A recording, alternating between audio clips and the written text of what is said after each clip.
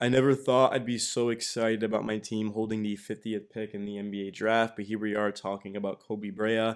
I have no idea if this is realistic or not. I know The Athletic did an article this morning where they listed about 5 players that the Knicks potentially could be looking at, and Brea was one of them. He's the best shooter in all of college basketball. That's why I'm kind of concerned he's not going to fall to 50, but the Knicks could end up moving up if they have the chance to get him. I think that's pretty realistic to me is you have a 6'7", 22-year-old who played 5 years of college basketball. Because of that, he can step in right away and contribute. If you can shoot, you're gonna make the NBA. I mean, as long as you can do a little bit of something else. And Brea can cut, he can pass, he also can shoot off of the dribble. And you could see in these highlights, guys are going to fly over pump fakes and ball fakes because if they don't, he's just gonna make the shot. And it seems like even with a hand up, he's gonna make them anyway.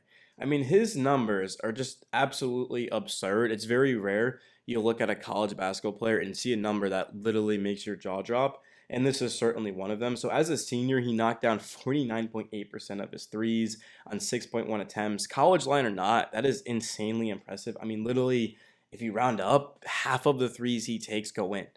Like, that is just insane. In his final college season with Kentucky, he made 43.5% on 5.9 attempts. That almost just feels like boring because you go from 49.8 to 43.5. Like, come on, man, you gotta be better than that. I'm joking, obviously. But the Knicks, they should do whatever it takes to get Brea. I understand that Reed Shepard made about half of his threes in his first season. I mean, not gonna say he was disappointing. He barely played for the Rockets. I mean, that's kind of the same thing as Brea. He's not gonna play much. But if there is an injury, or again, if the Knicks just want to bring in a shooter, they want to space the floor, they're going to be able to do that. Because if you've got, let's say, like Mikal Bridges on one corner and then Brea on the other, it's pick your poison at that point. Just go 5 wide. That's football. 5 out in basketball and just let Brunson and Cat go to work. I mean, I actually like this. And he's a developmental player too. But when you could shoot the basketball like that, you're going to have some sort of role or place in the NBA. And even if you're not the biggest Brave fan, like, what about the Knicks just going deeper to their bench and actually playing 12, 13 guys in the regular season? So to that point, when they get to the playoffs, they're going to be well rested and they're not going to be fatigued. That's going to be crucial. It just seems like whenever the Knicks go up against a team in the playoffs, they have more energy. And the reason is they don't rely on their starters as much as the Knicks. And that's a large reason why Tibbs got fired is well, he was flat out a coach, but also looking at the adjustments he didn't make. So yeah, it was time for Tibbs to go. We're gonna get into that a little bit more next week when we talk about the draft. The Knicks are probably not going to hire a coach before the draft. I bet a lot of money that they aren't, which is just crazy to think about that the draft's gonna happen and we don't have a coach. But yeah, we'll move on from that. I kind of digress. So talking a little bit more about Brea again, I don't have his scouting report. We're not doing a full in-depth analysis on his game. I'm just looking at the highlights. I'm looking at what I'm reading from like the Athletic and the New York Times, and it seems like everyone's pretty much on board with this pick. He's just the perfect fit for what the Knicks need. You always can never have enough wings, but for a team like the Knicks, wings aren't exactly our strength. Yeah, you've got OG, you've got McHale, you got Josh Hart. But outside of that, there's not exactly much. Pacome Dadier, is he going to have an expanded role in year two with the new coach? Maybe he goes to the younger guys a little bit more. But the Knicks, I think they just could use more size. I mean, you got, of course, Cat, you got Mitch, and Huck Porty. It's not like they don't have size necessarily, but it's going to be those 3-and-D wings. That's what teams need, and that's certainly what the Knicks need. And as well, they also probably want to go out and get another guard just to pair with Brunson, of course, to pair with Tyler Kolek and Deuce McBride. I think another guard with those guys will be great, even if it's DeLon Wright re-signing him. And Landry Shamet, hopefully he's re-signed. I find it really hard to believe that the Knicks are not going to re-sign Shamet. I don't know about DeLon Wright necessarily. I would love to see Chris Paul come in. That would just be awesome. It'd be like another on-court coach. There's a lot of pending free agents, Precious Achiuwa, PJ Tucker. The Knicks are going to have to make some big decisions, and these decisions could end up winning them the championship or costing them the championship. We'll have to wait and see. But in terms of the draft, I mean, it's on Wednesday. Crazy to think because the Knicks season, it feels like it was over like months ago.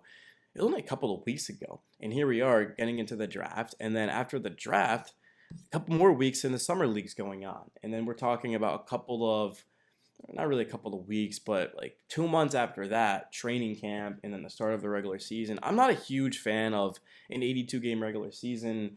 Like, I get that you need a lot of games to determine who the best teams are. But at the same time, just because you're a higher seed doesn't mean anything. The Pacers were a lower seed than us the last 2 years, and they beat us both times. in the playoffs. That's kind of the thing. I don't think it takes 82 games to necessarily know who the best teams are. I mean, the Celtics, they were, of course, the 2 seed, and the Knicks beat them, which kind of proves my point even more. And that series was insane to say the least. But it just, why not just have a shortened season so that way when you go to the playoffs, you're, again, more rested and there's less injuries. I mean, last season, not this season, of course, but last season, the Knicks lost like their entire team. Brunson fractured his hand. OG got hurt. They lost Boyan. They lost Mitch. That's just that I could think of at the top of my head. I think there were more injuries as well. It's hot. I mean, wow, it's really hot today. It's crazy. I'm complaining about it being in the low 80s, dude. I lived in Texas for a couple of years. Like, what am I doing? But talking about, of course, Kobe Brea, he's just the typical, like, prototypical 3D type of wing that I think legitimately can contribute for the Knicks. And the Summer League would be absolutely insane just to see, of course, like Porty and Kulik and Dadier and then Brea, and then most notably James Nagy, who the Knicks have the rights to him, of course, coming over from Barcelona. I mean, the Knicks Summer League team probably is going to win the championship if that's the case. It's going to be that good. We're talking about basically a 5-year starter at college basketball coming into the Summer League, playing like Tyler Kolek is going to dominate the Summer League. He was dominating the G League.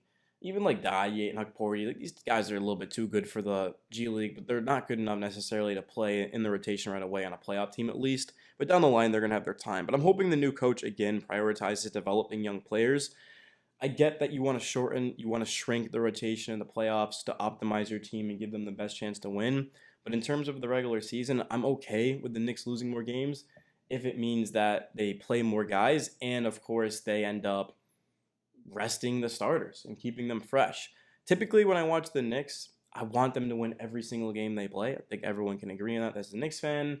But in the regular season, just to sort of piggyback off of my point a couple of minutes ago, is it doesn't matter. Like the Knicks, I mean, yeah, if the Knicks are the 8th seed, then that's gonna be an issue. Not only because that would be literally the most like hurtful thing that's happened to us would be going from 2 wins away to the finals of the AC. But my point is that then the Knicks are gonna have to play potentially, well, they would have to play the 1 seed in the first round, and then if they even beat the 1 seed, then they're gonna have to play like the 2 seed. So that would be a dangerous game, but that's not gonna happen. Like if the Knicks are the 4th seed, 5th seed, but they're well rested and healthy, I will take that any single day of the week. I mean, the Pacers were what, the 4th seed.